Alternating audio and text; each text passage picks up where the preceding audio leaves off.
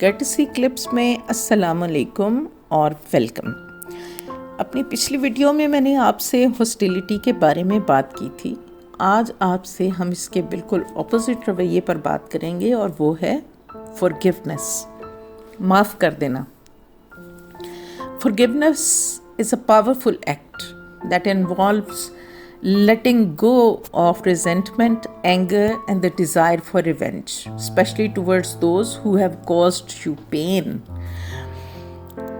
किसी को माफ़ कर देना जिसने आपको बहुत बुरी तरह से हर्ट किया हो काफ़ी चैलेंजिंग काम है, लेकिन it can also lead to emotional healing and personal growth and especially a sense of inner peace.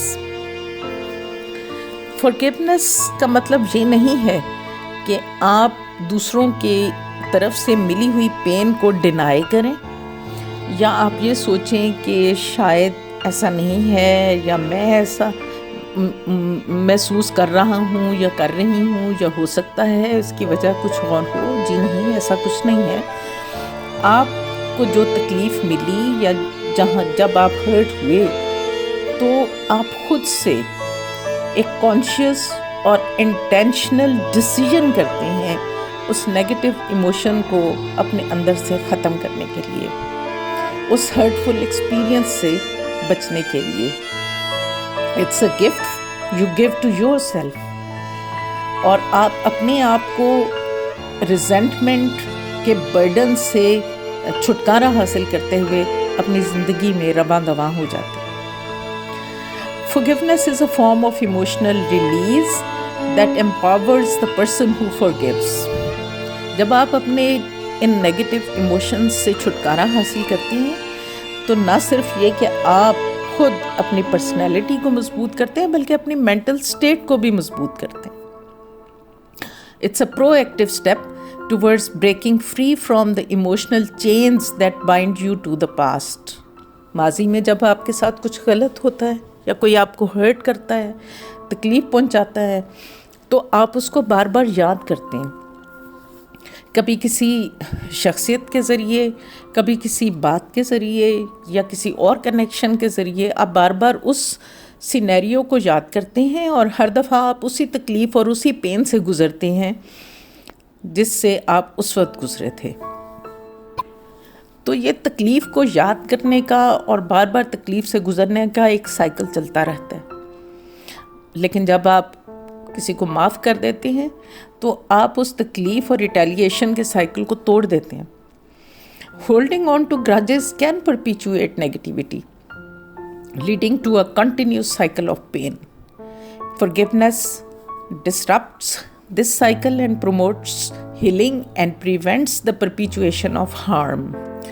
इसी तरह से बाज़ औक़ात अगर हम ये सोचें कि दूसरा इंसान भी of course human being capable of mistakes है and often influenced by their own struggles and challenges, तो आप अगर ह्यूमैनिटी के इस जज्बे को अपनाएं तो आपके दिल में नरमी पैदा होती है और आप माफ़ी की तरफ चल पड़ते हैं। इसके अलावा forgiveness is a pathway to inner peace. जब आप इसको कि जब आप किसी को माफ़ कर देते हैं तो you create space for emotional freedom and the weight lifted from your shoulders allows you to experience a sense of peace and tranquillity, promoting overall wellbeing. अच्छा, एक और चीज़ भी है कि forgiveness can contribute to healthier relationships. When you carry the burden of unforgiveness, it can affect your interactions with other. लेकिन जब आप माफ़ कर देते हैं तो आपके रिलेशनशिप्स बेहतर हो जाते हैं। और forgiveness ये इसका मतलब हरगिज़ नहीं है कि you allow others to continue hurting you. It is essential to set healthy boundaries to protect yourself from further harm. Forgiving does not necessarily mean forgetting or condoning repeated harmful behaviors of others. Forgiveness एक आसान और immediate process नहीं है, ये एक slow process है।